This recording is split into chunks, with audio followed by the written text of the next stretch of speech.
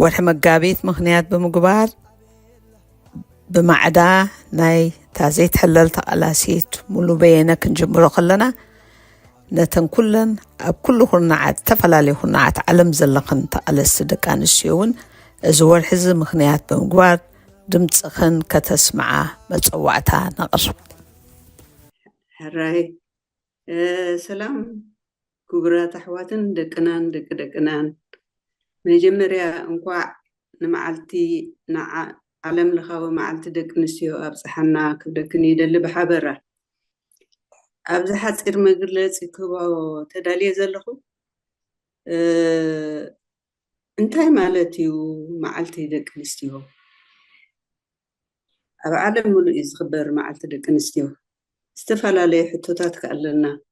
ናይ ሃገርና ናይ ኤርትራ ፍልይ ዝበለ እዩ።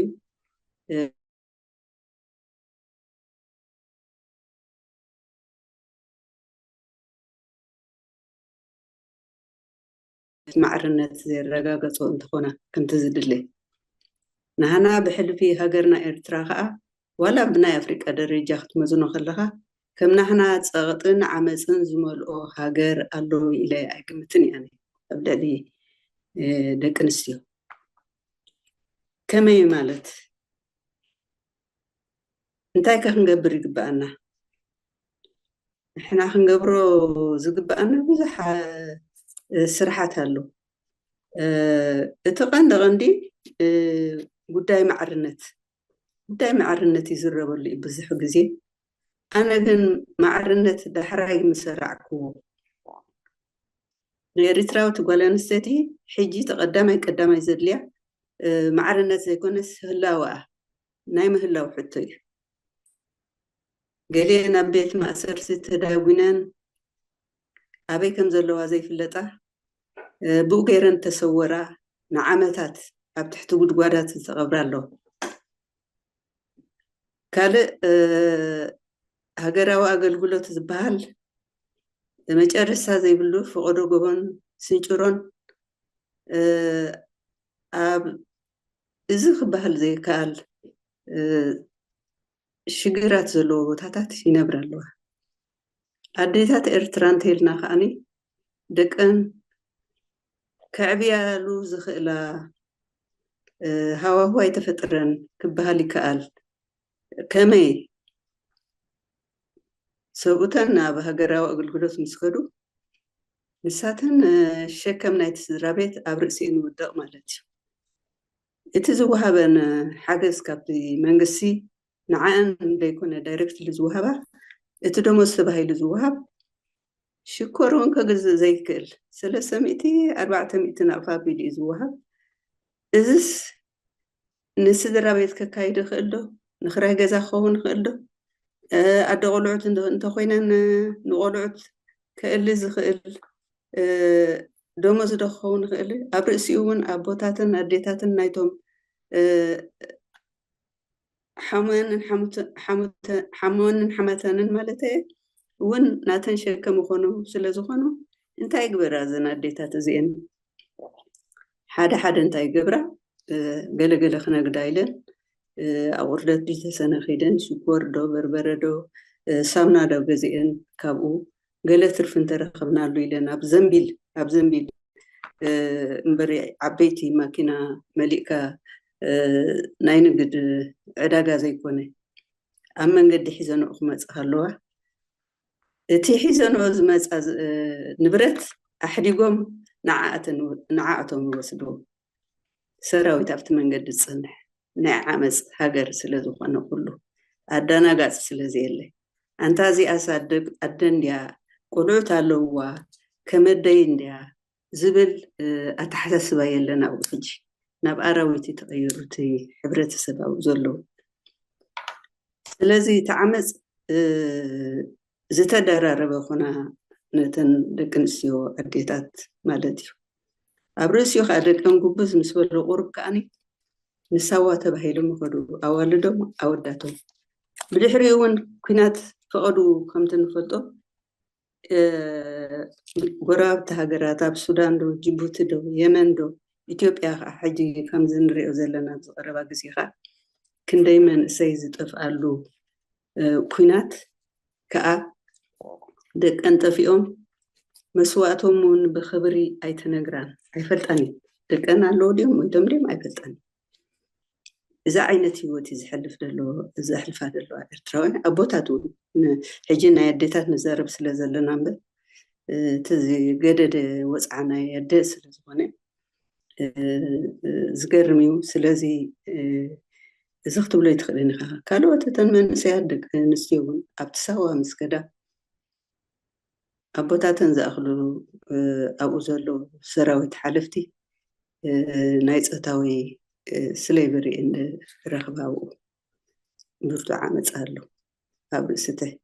መሪር ዝኾነ ታዕሊም ገለን ካብኡ ወዲአን ምስ ወፃ እውን ከም ዝበልኩ ኣብ ሃገራዊ ኣገልግሎት እየን ፋሕ ዝብላ ካልእ መሪርወን እውን እቲ ኩሉ ናብራ እተን መንእሰያት ስደት እንተዘይኮይኑ ካልእ ዝጥምቶ ስለዘይብለን ከዓ ኣብቲ መንገዲ ናይ ስደት ከዓ ዘጋጥም ዓመፅ መሸጣ ኩሉ ትፈልጦ ኽን እንታይ ሓደ መንገሪ የድሊ ኣቦታቶም ዘይፈልጦም ታወት ከም ዝኾነ ተዓሚፅን ጥንስን ገለን ሒዘን ሕማም ሒዘን HIV ቫይረስ ደሎ ወላ ሃፕታይትስ ደሎ ኩሉ ዓይነት በብዓይነቱ ፀገማት ሒዘን ዕድለኛታት ኮይነን ኣብ ዓዲ ስደት ኣብ ከም እስራኤል ዝኣመሰለ ቦታ ምስ ኣተዋ ሓንቲ ሲስተር ዓዘዘት ዝበሃላ ሂማኒታርያን ኣብ እስራኤል ዘለዋ ክገልፅኦ ከለዋ ብጣዕሚ ዘደንቕ ዝሕዝን ነገራት ኣቦታቶም ዘይፍለጡ ቆልዑት ይወልዳ እሞ ወይ ንኣዳብሽን ይህብኦም ወይ ገና ጥንሲ ንእሽተይ ከሎ ክሰዶ ኢለን ፈቲነን ኣብ ሕማምን ሞትን ይበፅሓ እቶም ቆልዑት ተወልዱ ብኣቦታቶም ዘይፍለጡ ከዓ ንኣዳብሽን ምስ ከዱ ከዓ ኣይድቅሳን እንደገና ተን ኣዴታት እዚ ወደይ ድኾን ኸውን ፀሊም ቆልዓ ክሪኣ ከለዋ ተሃስያ ናይ ስነ ኣእምሮ ዝገድፍልካ ቀሊል ኣይኮነን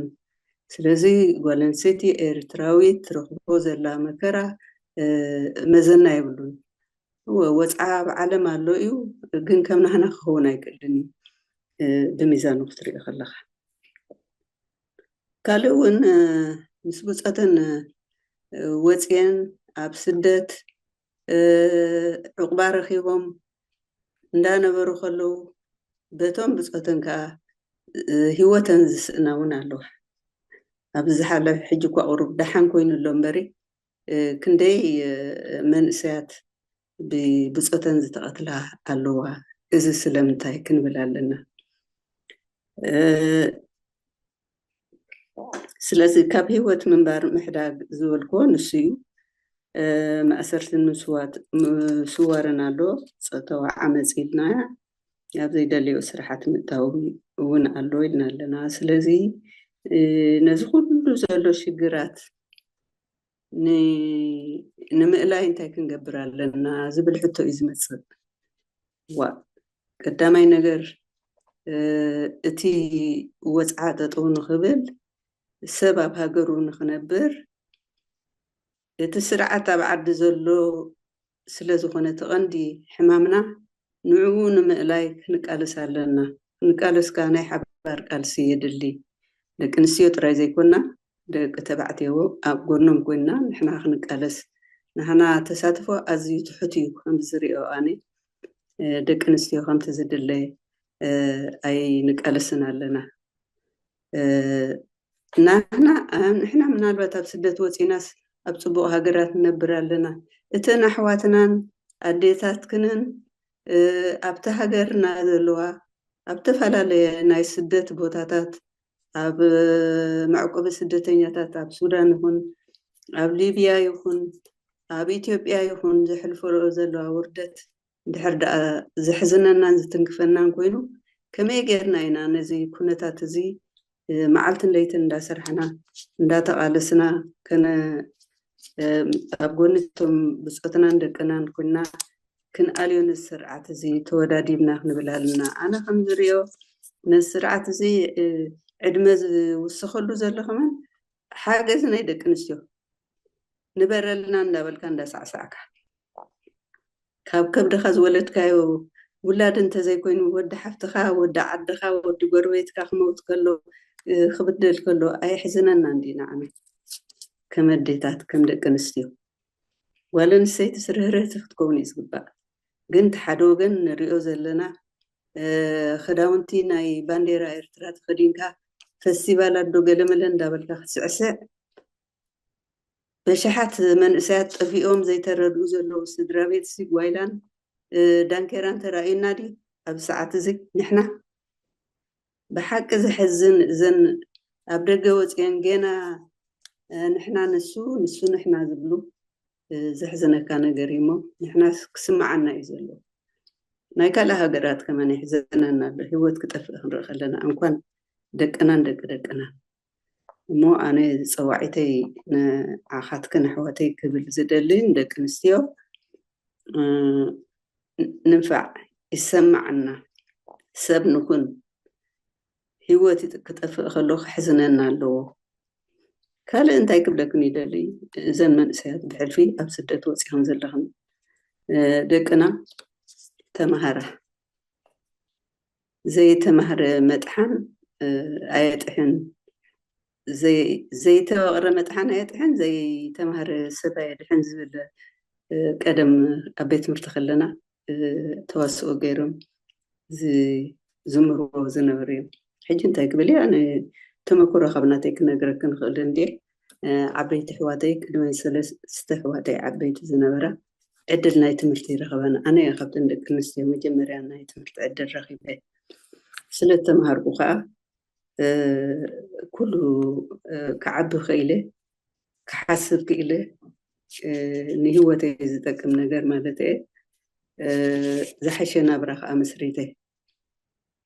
እተን ኣሕዋተይ ክመሃራ ዘይደለያ ዘይኮና ኣብቲ እዋንቲ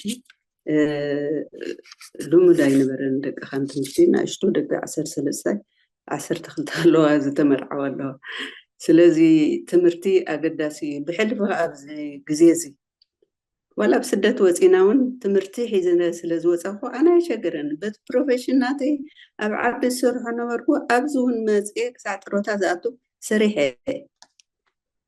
ብናተይ ሞያ ስለዚ እተን ወፂኹን ዘለኽን ደቂ ኣንስትዮ ተማሃራ እንድሕር ተማሂርካ ነብስኻ ትልውጥ መጀመርያ ደቅኻ ብግቡእ ተዕቢ ሕብረተሰብ ትልውጥ ንሃገርካ ኣሰት ኢኻ ትኸውን ስለዚ ዝገደፍክን ገዲፍክን ኣብ ክንዲ ኣብ ዩቱብ ምውዓል ፌስቡክ ዶ ገለ ዶ ዝበሃል ዋጋ ደይብሉ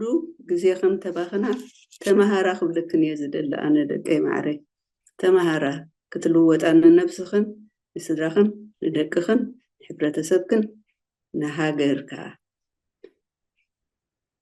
ምዕባለ ክመፅእ ዝኽእል ጓል ኣንስተይቲ እንድሕር ተማሂራ ናይ ብሓቂ እቲ ሃገር ዓብይ ረብሓ እዩ ዘለዎ ስድራ ቤት ጥራይ ኣይኮነን ክብል ይደሊ ካልእ እንታይ ክብሎ ዝደሊ ዳኣሉ ኮይኑ ትምህርቲ ገዳሲ ኢለ ኣለኹ ካልእ እንይ ተወሳኺ ክብሎ ዝደሊ እንተድዩ